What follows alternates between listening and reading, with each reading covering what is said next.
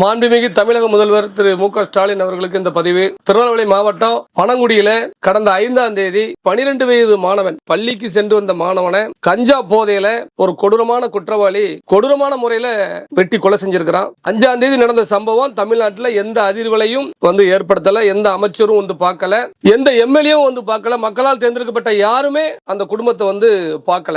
அப்போ ஊடகமும் பெரிய லெவல்ல இந்த விடயங்களை கொண்டு போகல. தற்போது அந்த மாணவன் உசுருக்கு போராடிக்கிட்டு இருந்தவன் ஆசாரிப்பள்ளம் மருத்துவமனையில உசுருக்கு போராடிக்கிட்டு இருந்தவன் இறந்து போயிட்டான். அந்த குடும்பம் மிகவும் ஒரு ஏழ்மையான குடும்பம். 3வது பையன். இந்த பையன் அந்த குடும்பத்திற்கு தமிழக அரசு என்ன சொல்ல போகுது? அதாவது ஒரு 12 வயசு மாணவன் பள்ளிக்கூடத்து போயிட்டு வர்றது தப்பா?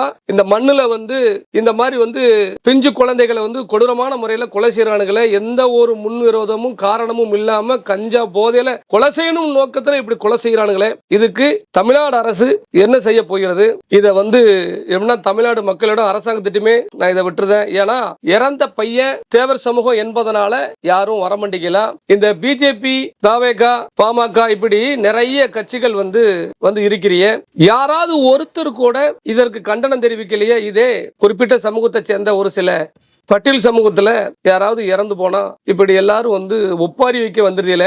அப்போ உங்களுக்கு சாதி பார்த்து தான் நியாய அநியாயங்களுக்கு குரல் கொடுப்பீங்களா? ஏன் இந்த பையன் 12 வயசு பையன் பள்ளிக்கூடத்து போறவன் வேற எதுவும் குற்றப்பின்னல் இருக்கானா? இதை வன்மையா ஒட்டுமொத்த முக்குளத்தோர் சார்பாகவும் நாங்க கண்டிக்கிறோம். இந்த பையனுடைய உடல் சரியான முடிவு கிடைக்கும் வரை பெறப்போவது இல்லை. தமிழக அரசுக்கு நான் சொல்றேன், அந்த பையனுக்கு இதை நாங்க கேட்டு செய்ய கூட நீங்களா அதை செஞ்சிருக்கணும். முதல்வர் இதுல நேரடியா தலையிடணும். முதல்வர் அந்த குடும்பத்திட்ட பேசணும். அந்த குடும்பத்திற்கு 1 கோடி ரூபாய் நிதி உதவி கொடுக்கணும். அந்த குடும்பத்தில் ஒருத்தருக்கு அரசு உத்தியோகம் வழங்கணும். இது போன்று கொடூர குற்றத்தை செஞ்சுட்டு சிறையில் இருக்கக்கூடியவர்களுக்கு ஜாமீன் வழங்கக்கூடாது. அவர்களை சிறையில் வைத்தே வழக்குகளை முடித்து தண்டிக்க வேண்டும். தற்போது இருப்பாங்க இந்த மாதிரி கொடூரமான கொலைகளை செஞ்சுட்டு பெண் பிள்ளைகளை ரோட்ல போகும்பொழுது கழுத்து அறுத்து கொண்டுட்டு கஞ்சா வெறியில பண்ணிட்டு உள்ள இருப்பானுங்க. இவர்கள் மீது நாங்க கடும் நடவடிக்கை எடுத்திருக்கோம் அப்படிங்கறதையும் அரசு தெரியப்படுத்தணும். இதெல்லாம் நடந்தா மட்டும்தான் அந்த பையனுடைய உடலை நாங்க பெறுவோம். இந்த பையன் இறந்ததுக்கு முழு பொறுப்பு கவர்மெண்ட். அதுல மாற்றுக்கத்தே கிடையாது. ஏன்னா தன்னுடைய முதல்வர் இருக்காரு, அவருக்கு கீழே காவல்துறை இருக்கு, அவருக்கு கீழே கலெக்டர் இருக்காரு. அப்படி ஒரு நம்பிக்கையில தான் அந்த பையன் ரோட்ல பள்ளிக்கூடத்து போயிட்டு வந்திருப்பான். உங்களுக்கு அப்பேற்பட்ட நம்பிக்கை இல்லாம நீங்க அவன் உயிர் போயிட்டு, அப்ப அது காரணம் யாரு? பாதுகாப்பு நம்ம தானே கொடுத்துருக்கணும். கஞ்சா எப்படி அவனுக்கு வந்துச்சு, எப்படி கஞ்சா அடிச்சான்? அப்போ இதுக்கு முழு பொறுப்பு முதல்வர் ஏற்றுக்கொள்ளணும். அந்த குடும்பத்திட்ட நேரடியா தொடர்பு கொண்டு பேசணும். அனைத்து அதிகாரிகளும் அந்த குடும்பத்தை நேரடியா சந்திக்க வரணும். இந்த பிரச்சனையை தமிழ்நாடு முழுவதும் இதை ஒரு மிகப்பெரிய ஒரு விஷயமா அதாவது இதை அறிவிக்கணும்னு நினைக்கிறேன். நாங்க ஒரே விஷயத்தான் சொல்றோம், ஒட்டுமொத்த முக்கோளத்தையும் ஒரே இடத்துல ஒன்று திரட்ட அந்த சக்தி எங்களால முடியும். அதற்குள்ள இந்த இறந்த பையனுக்கு நீதியும் வேண்டும். அந்த குடும்பத்திற்கான எங்களுடைய கோரிக்கைகள் நிறைவேற்றப்பட வேண்டும். மாண்புமிகு முதல்வர் மீது முழு நம்பிக்கை வச்சிருக்கிறோம் இந்த நிமிடம் வரை. ஆனா இதுவே வேற ஒரு சம்பவம்னா எதிர்கட்சிகள் இதை அரசியலாக்க முற்பட்டிருக்கும். தேர்தல் நேரம் வேற. ஆனா இந்த நேரத்துல அதிமுக போன்ற எதிர்கட்சிகள் கூட இந்த விஷயத்துல குரல் கொடுக்காம இருக்கிறத பத்தி என்ன நினைக்கிறீங்க? எல்லாருமே தற்போது என்னன்னா இதுல அதாவது எப்படின்னா, ஏன் இப்ப நான் என்னோட மைண்ட் செட், எங்க சமுதாயத்தோட மைண்ட் செட் பார்த்தா தேவமானா யாரும் வர மாட்டாங்க, பேச மாட்டாங்க அப்படின்னு தான் இருக்கு. ஏன்னா ஆண்டாண்டு காலமா இது நடந்துகிட்டே தான் இருக்கு. எந்த தேவமாறு இறப்பிற்கும் இந்த அளவுக்கு பெரிய லெவல்ல யாருமே கிளைம் பண்ணல. அரசும் அதன் மீது நடவடிக்கை எடுக்கல. ஏன்னா இந்த சமூகம் போராட்ட குணம் கிடையாது, இவன் போராட மாட்டான் அப்படின்னு சொல்லிதான். ஆனா இந்த விஷயத்துல அப்படி நடக்க போறது இல்ல. இது ஒரு சிறுவன், பச்சை குழந்தை, அதாவது எப்படின்னா வாழக்கூடிய ஒரு வயது. இன்னும் அவனுக்கு எத்தனை ஆண்டு காலம் அவன் வாழணும். அப்பேற்பட்ட அவனுடைய கனவெல்லாம் சிதைச்சிட்டாங்க. அதனால இது தமிழகம் முழுவதும் இந்த பிரச்சனை எதிரொலிக்கும். அதுல மாற்றுவதெல்லாம் மாண்புமிகு முதல்வர் கடும் நடவடிக்கை எடுக்கணும் குற்றவாளிகள் மீது. அதுபோல் இந்த குடும்பத்திற்கான நிதியை, அரசு உத்தியோகத்தையும், எங்களுடைய கோரிக்கைகளை நீங்க கண்டிப்பான முறையில் இதுல நிறைவேற்றணும். நிறைவேற்றுவீங்க எங்க நம்பிக்கை மாண்புமிகு முதல்வர் மீது உள்ளது. அந்த குடும்பத்தினர் இப்போ என்ன சொல்றாங்கன்னா, சுத்தி இருக்கிற நம்ம சொந்தங்களும் இல்ல தேவர் சமூக மக்களுக்கும் நீங்க என்ன சொல்ல விரும்புறீங்க? அதாவது என்னன்னா, இந்த லட்சுமணன் என்கிற இந்த சிறுவன் பனங்குடியில தானே இறந்திருக்கான்.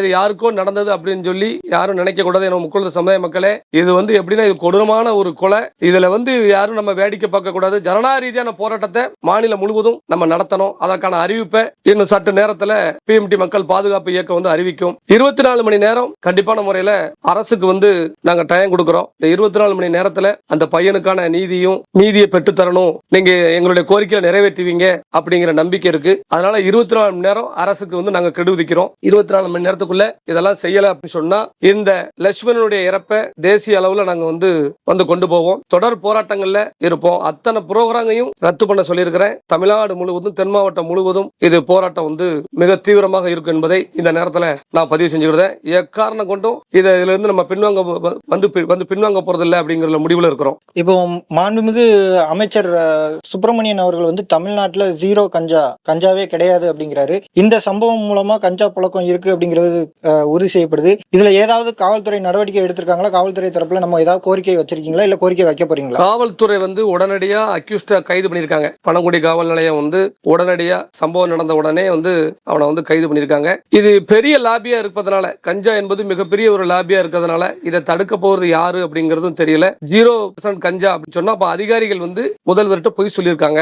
அதான் நான் ஆரம்பத்தை சொல்றேனே, தமிழக முதல்வருக்கு சரியான தகவல்களை கொண்டு சேர்க்கிற அளவுக்கு அதிகாரிகள் கிடையாது. தங்களுடைய பதவிகளை காப்பாற்றுறதுக்காண்டி முதல்வர்கிட்ட நேரடியா போய் சொல்றாங்க. அவருக்கு உண்மைத்தன்மை தெரியல. முதலமைச்சர் ஒரு சீட்ல அந்த இடத்துல உட்கார்ந்துருக்காருன்னா இறங்கி போய் எல்லாத்தையும் பார்க்க முடியாது. அதிகாரிகள் கோப்பு கொடுக்க பார்த்து தான் அவர் சொல்ல முடியும். அப்ப தான் நியமித்த அதிகாரிகள் சரியில்லை, அதனால அவர்கள் மீது நடவடிக்கை எடுக்கணும்னு சொல்லி இப்படிலாம் ஆகும் அப்படின்னு சொல்லி தான் பல திருப்பு கோரிக்கை விட்ட அதை கவனத்தில் எடுத்துக்கொள்ளல. தற்போது ஒரு பையனுடைய உசுறு இன்னைக்கு போயிட்டு இதற்கு அப்புறமாவது இது போன்ற நிகழ்வுகள் தமிழ்நாட்டில் நடக்கக்கூடாது என்று இதன் மூலம் தெரிவித்துக் கொள்கிறேன். ஊடகங்களும் இந்த பிரச்சனையை இதுவரைக்கும் ஒரு துண்டு செய்தியா கூட வெளியிடாம இருக்கிறாங்க. அதுக்கான காரணம் என்னன்னு நினைக்கிறீங்க? ஊடகங்கள் எப்படின்னா ஊடகத்தை பொறுத்தளவுல ஒண்ணு மறியல் நடக்கணும், போராட்டம் நடக்கணும், ஏதாவது சென்சிட்டிவ் பிரச்சனை அப்படின்னா மட்டும்தான் மக்கள் ரோட்டுக்கு இறங்கி போராடினா தான் அதை ஒரு ஹைலைட்டா கொண்டு போகணும்னு சொல்லி நினைக்காங்க. ஜனநாயகத்துல எப்படின்னா இன்னைக்கு உண்மையில ஜனநாயகம் கொஞ்சமாவது உயிர்த்தெழுத்து இருக்குன்னா அதுக்கு ஊடகம் தான் காரணம். அதனால ஊடக நண்பர்கள் உங்களுக்குள்ள சாதிய மனப்பான்மை எந்த காரணம் கூட இருக்கக்கூடாது. பாதிக்கப்பட்ட யாரா இருந்தாலும் அவர்களுடைய கோரிக்கைகளையும் அவர்களுடைய நியாயத்தையும் வெளி உலக கொண்டு போகணும்ல, அது ஊடகத்தால் தான் முடியும். அதனால ஊடக நண்பர்களுக்கும் நான் இதனை